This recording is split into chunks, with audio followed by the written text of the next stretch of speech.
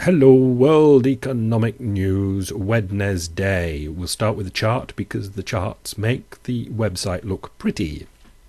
CMI Growth Index. Doug Short chart, and he talks about it later, but I'll just point out to you what's what. The red is the growth index, and behind in green is the GDP. And the idea is that this is a leading indicator, so you can see how the GDP is going to do.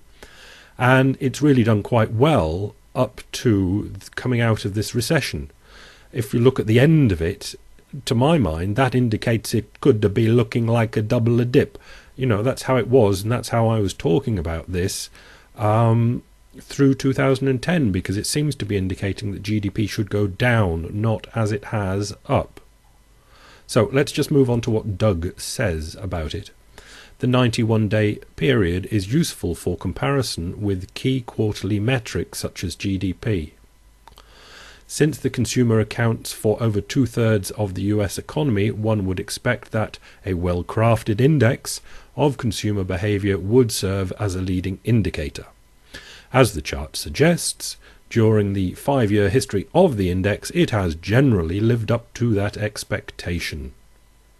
I'll leave it there, because but it doesn't it look as though it kind of breaks down? Shouldn't the GDP have not gone up for the last 2 quarters of 2010? And what would we expect it to do now? It's very negative, that index. Still, moving on, FT Alphaville Pink Picks comments and analysis and offerings from the Financial Times. David Rosenberg gets himself into the FT, saying, "There is no doubt that we have had an incredible bear market rally on our hands. But after the monstrous 90% rally from the March 2009 lows over such a short time frame and the most pronounced bounce since 1955, this market has become seriously overextended." And surely it has. I mean, what's it all based on? I don't know. Michael Skapinka, why Project Merlin was a banking triumph. I haven't touched on Merlin, have I? Maybe I will later. Not today, but later. The UK banks that started Project Merlin, whose outcome was announced last week, knew the scale of their task, writes the FT columnist. The Edelman survey showed that British despised the banks even more than they disliked the media. Only 16% of those surveyed trusted banks, down from 46% in 2008. 46% in 2008, down to 16% now. Dig your way out of that one. Not in a hurry, eh? Business Life Northern Rock Works for Me campaign.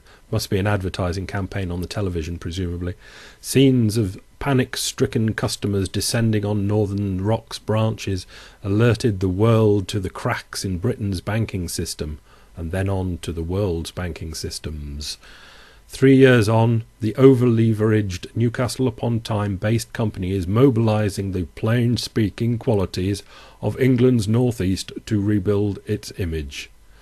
Now, I know that wasn't Geordie Lake, nor was that, but let's face it, I was very happy they bailed out Northern Rock and saved my arse, but it's terrible moral hazard. Northern Rock should not be on the face of the planet. This chart, which isn't very good, I can't remember if I used it when I saw it. It's a couple of months old, I think. Basically what we've got is CDS, or a rating of how sovereign debt, how good it is on one side, and how long younger people stay in their parents' houses along the bottom. And as you can see, Greece, they stay with mama for longer, the longest. Italy, Portugal, Spain, and Ireland and Austria, strangely, are the other ones that stay home with mama. And this correlates quite nattily with the sovereign risk. Anyway, this website, which is called fed or something, I don't know. Countries where no one wants to move out of their parents' digs until they are in their 30s and 40s are reflective of laziness and lack of ambition. This also correlates to high unemployment and is one of the many warning signs an economy is aboard the fail boat. In a way it's true, but does really, if you want to stay at home or have to see me have to stay at home with mama, is that really reflective of laziness and lack of ambition? Who knows? Maybe it is. This is from the Shell presentation on the oil future. I've never seen the Shell one, the BP one, yes, but not Shell. This chart shows natural gas at the bottom. The dates, you can see them. They're 2000, 2005 and call 2010 up to date. And then the others are projections, 2015, 20, 25 and 30. As you can see, natural gas is to take over as the primary energy supply unit. And above that in black is coal, which is also going to increase to take up the slack to give us energy in the future.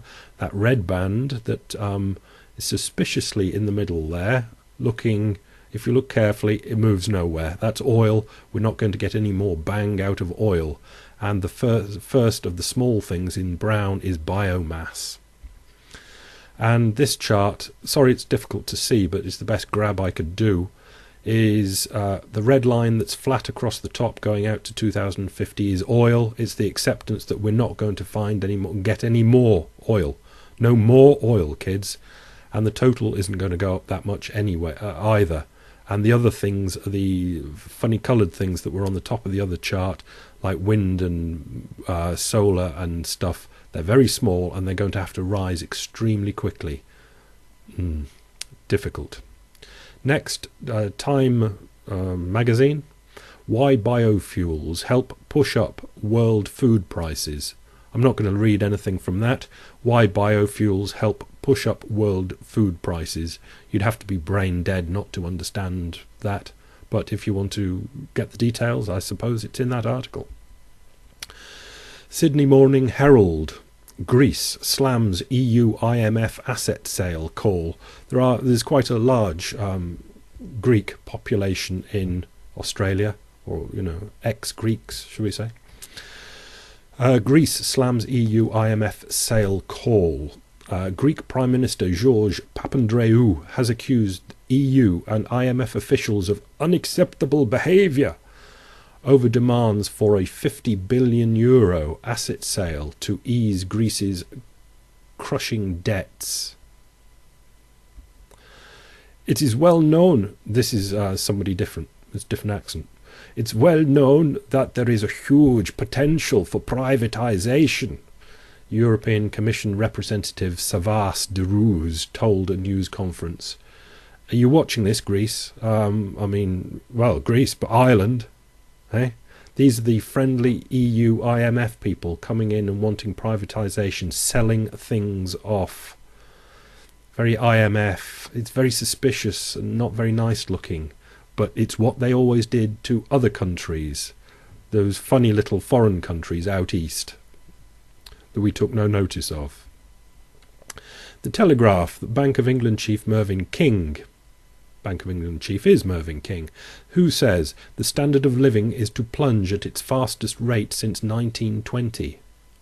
Households face the most dramatic squeeze in living standards since the 1920s, the Governor of the Bank of England warned, as he reacted to the shock disclosure that the economy was shrinking again.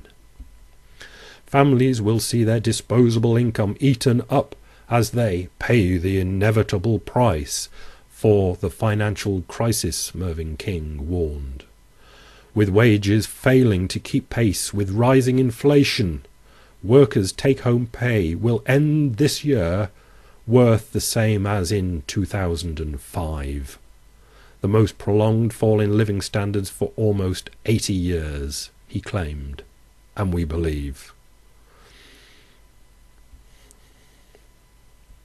Not good? Not good.